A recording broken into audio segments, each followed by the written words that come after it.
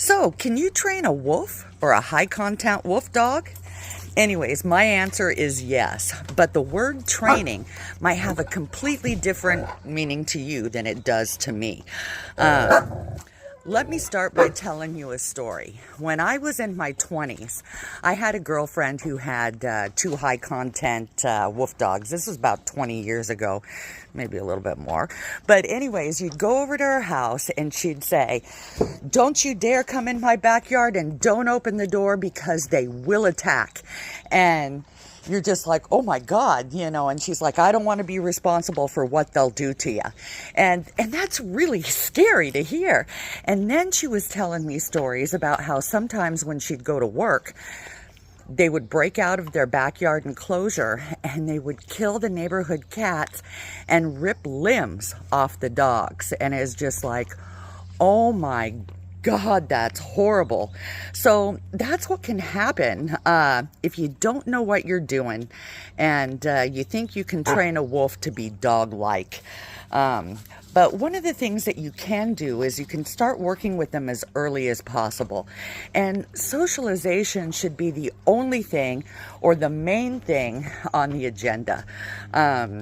We started exposing Honey to other cats, dogs, strangers, people, anything and everything we could at about 9 weeks old. And what we would do is we would spend a minimum of 2 hours at the dog park. We'd spend an hour with cats. We'd spend 1 to 2 hours with strangers. And we would go places like pet-friendly restaurants, walking through city streets. We'd go to Lowe's. We'd go to pet stores, anywhere she could get that exposure to new people. And man, let me tell you, it really, really paid off. But we also did a lot of dog training things with her as well. We potty trained her. We would walk her 5 to 10 miles, which would be, her leash training. What else did we do with you, you crazy girl? She sees something downstairs. But we would hand feed her, so that way she wouldn't be food aggressive, because, man, even at 9 weeks old, that little girl was ferocious and food aggressive. But because we did all of this work with her, we got a great animal in Honey. And we can comfortably bring her anywhere that you would bring a dog. But oh Lord, I get so much crap, and I mean total crap, for letting her go on my dining room table. Well, I don't let her go on my dining room table. She just goes. And no matter how hard I tried and what I do, it's just not stopping her.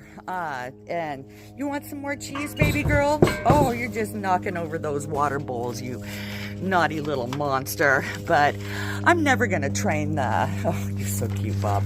I'm never going to train the table out of her. I've just kind of come to terms with it. And it bums me out because I spent a fortune on that table. But things like that are completely irrelevant to me. Training a wolf to be dog-like is trying to train a zebra to be horse-like, in my opinion.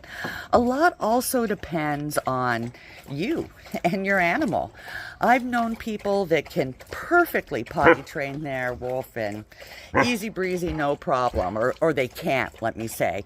Honey was super easy and I was able to potty train her no problem, but some of them out there, absolutely forget it.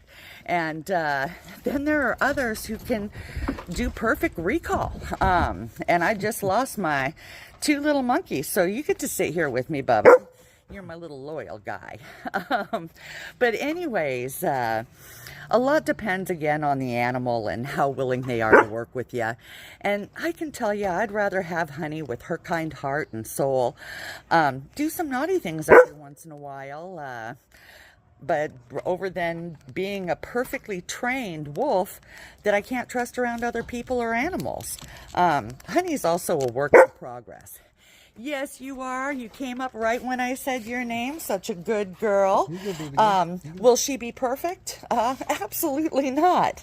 You'll notice that most people out there, they'll contain their animals out back and I think that's totally fine if you want to do that. There's only a couple people out there doing that like I'm doing, and I'm guessing they have much more stress-free lives and are a heck of a lot more sane because they're not having to chase over, like a 2-year-old every 20 seconds. But another thing that I almost forgot is you can only do positive reinforcement training, especially with wolves. The way my relationship with Honey is so loving, and I wouldn't trade that for the world. There's also times where I forget she's a wolf because she's being so good. And it's like, wow, once it kicks in and I realize it. But she's a little crazy too, because I had no problem teaching her to look both ways at intersections, but getting her to stay off that damn table, forget it. Why? I don't know, but I kind of think that if it makes sense to Honey, she's more than likely to do it, and if it doesn't make sense to her, forget it. Anyways, those are just some of my thoughts on the matter, and I hope you guys are having a great day, and take care.